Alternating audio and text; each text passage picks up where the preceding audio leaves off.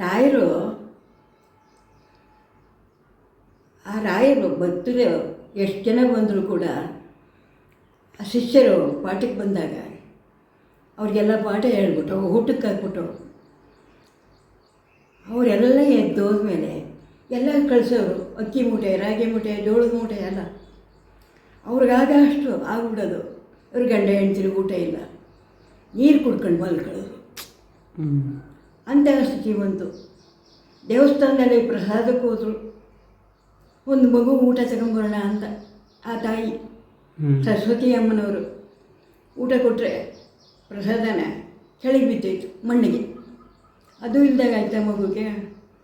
ರಾಯರು ಬೇಳೆ ಒಳಗೆ ಸೊಪ್ಪು ಇದನ್ನಾರು ಕುಯ್ಕೊಂಡು ತಿನ್ನೋಣ ಅಂತ ಹೋಗಿ ಸೊಪ್ಪು ಕೈ ಹಾಕಿದ್ರು. ಸೊಪ್ಪು ಕೂಡ ಒಣಗೋಯ್ತು.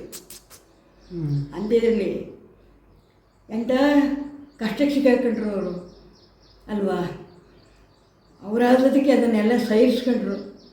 ಕೊನೆಗೆ ಲಕ್ಷ್ಮಿ, ಸರಸ್ವತಿ, ಪಾರ್ವತಿ ಎಲ್ಲ ಬಂದು ನೀ ಬಾ ಹೊರಡು, ನೀವು ಹೊರಡಪ್ಪ. ದರಿದ್ರ ಲಕ್ಷ್ಮಿ ಬಂದು ಕೂತ್ಕೊಂಡ್ರು ಅವ್ರ ಮನೇಲಿ. ಅದಕ್ಕೋಸ್ಕರ ಇಷ್ಟೆಲ್ಲ ಕಥೆ ಆಯಿತು. ಆಗ ಈ ತಾಯಂದರು ಗುರುಗಳಾಗ್ಬಿಡು ನೀನು, ಚಿಂತೆ ತಪ್ಪುತ್ತೆ ಅಂತ ಹೇಳಿದ್ರು. ಅವರು ಗುರುಗಳಾಗಬೇಕಾದ್ರೆ ಆದಮೇಲೆ ಗೊತ್ತಾಯಿತು ಸರಸ್ವತಿ ಅಮ್ಮನವ್ರಿಗೆ, ನಾನು ನಿಜವಾಗಿ ನನ್ನ ಗಂಡನ ನೋಡೋಂಗಿಲ್ವಲ್ಲ. ಅವ್ರ ಗುರುಗಳಾದ್ಮೇಲೆ ನನಗೇನು ಕೆಲಸ ಇದೆ ಅಂದ್ಬಿಟ್ಟು ನೀರು ಬಿದ್ದುಬಿಟ್ರು. ಇರೋದೊಂದು ಮಗನ್ನ ತಮ್ಮಂದಿರಿಗೆ ಒಪ್ಪಿಸ್ಬಿಟ್ಟು ಅವರು ಪಟ್ಟು ಕೂತ್ಕೊಂಡ್ರು. ರಾಘವೇಂದ್ರರಾದರು. ಜನಕ್ಕೆಲ್ಲ ಕೇಳಿದ್ದೆಲ್ಲ ಕೊಟ್ಟರು. ಎಲ್ಲರೂ ಸಂತೋಷವಾಗಿದ್ದರು ಅವ್ರ ಹೆಸರು ಹೇಳ್ಕೊಂಡು. ಇವತ್ತಿನ ಸಹ ನಾವು ಅವ್ರ ಜೊತೆಲಿ ಭಕ್ತಿ ಮಾಡ್ತಾಯಿದ್ವಿ. ನಮಗೆ ಒಂದಿನ ಅನ್ನ ಇಲ್ಲ ಅಂದಿಲ್ಲ. ಅನ್ನಪೂರ್ಣೇಶ್ವರಿ ನಮ್ಗೆ ಯಾವಾಗಲೂ ಸದಾ 3 ಹೊತ್ತು ಊಟ ಕೊಡ್ತಾಯಿದ್ದಾಳೆ.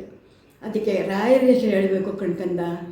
ರಾಘವೇಂದ್ರ ರಾಘವೇಂದ್ರ ರಾಘವೇಂದ್ರ ಪಾಹಿಮಾ, ರಾಘವೇಂದ್ರ ರಾಘವೇಂದ್ರ ರಾಘವೇಂದ್ರ ರಕ್ಷಮಾ, ರಾಘವೇಂದ್ರ ರಾಘವೇಂದ್ರ ರಾಘವೇಂದ್ರ ಪಾಹಿಮಾ, ರಾಘವೇಂದ್ರ ರಾಘವೇಂದ್ರ ರಾಘವೇಂದ್ರ ರಕ್ಷಮಾ.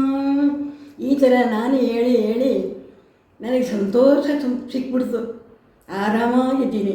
ಒಳ್ಳೆಯದಾಗಲಿ. ಅದು ನಮಗೆ ರಾಘವೇಂದ್ರನ ಆಶೀರ್ವಾದ. ಅವರು ಇವರು ಎಲ್ಲ ಒಂದೇ, ಗುರುಗಳು ಅಂದರೆ.